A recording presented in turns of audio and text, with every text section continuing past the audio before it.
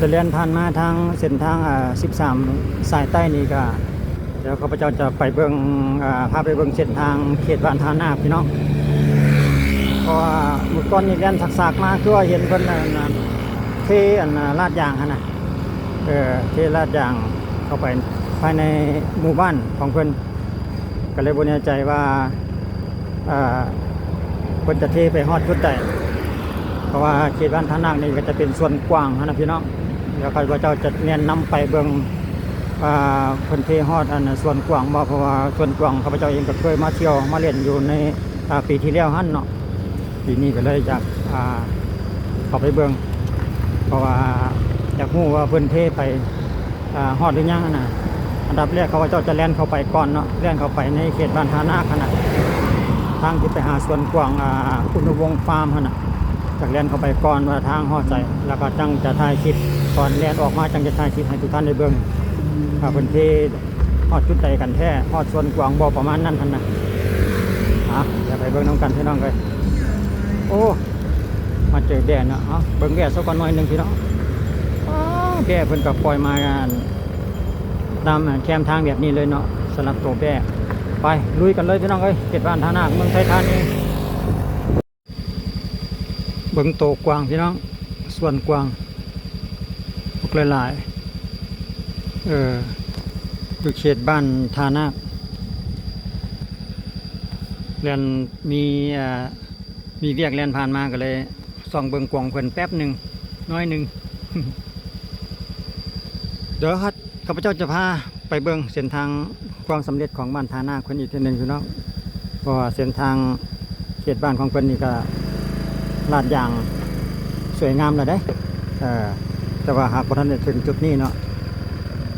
บ่ทันได้ฮอดจุดที่ว่าเป็นส่วนกว้างนี่เนาะทางลาดยางเดี๋ยวเราจะพาทุกท่านไปเบิ่งอยู่ในกลางหมู่บ้านของเพิ่นพอเฮาเลียนมาเมื่อกี้นี่สังเกตเห็นมันเป็นทางลาดยางสวยงามแล้วหั่นน่ะเพราะว่าสุดก่อนนี่มายังบ่ทันได้เห็นมามื้อนี้ล่ะเห็นละเดี๋ยวจะพาทุกท่านไปเบิ่งกันยังอยู่น้อยเดียวเนาะจังสิฮอดสวนกว้างอุณวงศ์ฟาร์มพี่น้องสวนกว้างเพิ่นมีหลายมีสัตว์หลายชนิดให้เบิ่งได้ชื่นชมว่าท่านต่อไปนี่ดิมาถึงจุด3แยกหรือ4แยกจุด4แยกจุดนี้นี่เป็นบ่พี่น้องสวยงามเลยทางบ้านเพิ่นใหม่ๆเด้อนี่รู้สึกว่าจะราดยาง2ชั้นไปเป็นที่เรียบร้อยแล้วเนาะหน้าบ้านหน้าเกินเพิ่นก็สะอาดสวยงามเลยได้ทางงามและได้ทางดีเป็นหินเม็ดน้อยๆนะพี่น้องคิดว่าน่าจะเป็นชั้นที่2เรียบร้อยแล้วสำหรับบ้านทานาปีแล้วเนาะปีกายในปี2025เนี่ยข้าพเจ้าก็ได้มาเล่นมาเที่ยวอยู่เด้เขตสวนกว้างก็มื้อนี้เวลาหน่อยก็เลยบ่ได้เข้าไปเบิ่งในส่วนบ่ได้เข้าไปเที่ยวในส่วนเพิ่นก็เลยอัปเดตเส้นทางที่ว่าแล่นเข้ามาหาบ้านเพิ่นเข้ามาหาเขตสวนกว้างเพิ่นนี่นะปีที่แล้วนี่ข้าพเจ้ามานี่โอ้ยังเป็นคุมเป็นดินแดงอยู่เด้มาปีนี้รู้สึกว่าเรียบร้อยแล้วสบายแล้วพี่น้องเอ้ยเป็นทางลาดยางแต่ว่าอาจจะแดงๆเนี่ยเพราะว่ารถแล่นออกจากบ้านจากห้อมนะจะเป็นทางตัวห้อมมันอาจจะเป็นดินแดงอยู่นะแต่ว่าเส้นทางรวมภายในหมู่บ้านนะจะลาดยางให้ประมาณนี้ก็เลยเฮ็ดให้จะมีดินแดงขึ้นมาบนทางลาดยางได้ส่วนใดส่วนหนึ่งนะแต่ว่าก็บ่มีปัญหาดอกพี่น้องเลยเวลาฝนตกมามันก็หากจะหล่นออกไปเนี่ยสำหรับดินแดงนะนี่โอ้คักหลายสวยงามของแถวก็มีเขตนี่เนาะสีม่วงทางหอมบ้านหอมเมืองพี่น้องทางเส้นทางภายในหมู่บ้านก็ประมาณนี้แหละ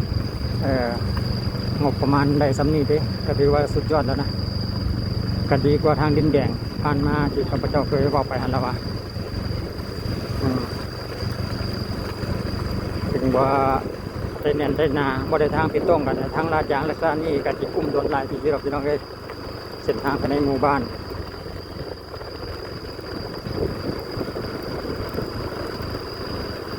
คลองระบายน้ำเพิ่นก็เฮ็ดแบบเป็นคลองธรรมชาติไปได้สินะ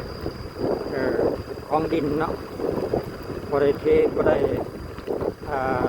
วางท่อยาวเป็นช่วงเฉพาะเข้าหน้าบ้านหน้าเรือนของแต่ละหลังแต่ละส่วนแต่ละเรือน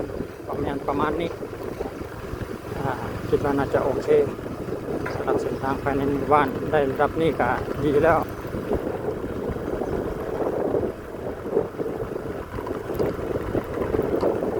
รถจะแล่นออกไปคำว่าแล่นออกไปนี่ก็จะเป็นเส้นทาง13สายเหนือนะพี่น้อง13สายใต้เลย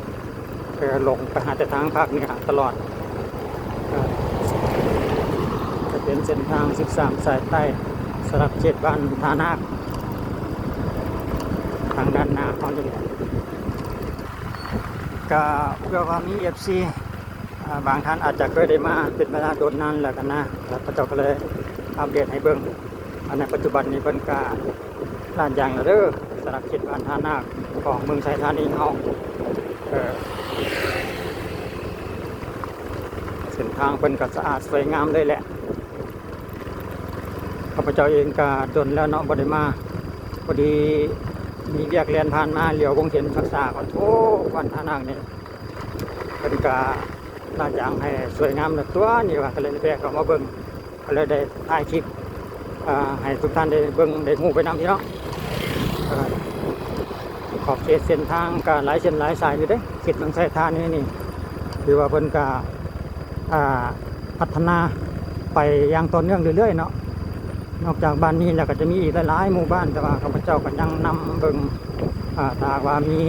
ข่าวดีบ้านใดเนี่ยข้าพเจ้าก็จะอัปเดตให้ทุกท่านได้ฮู้ได้เบิ่งไปนำความเจริญความพัฒนาสร้างสรรค์พัฒนาของสปป.ลาวนะพี่น้อง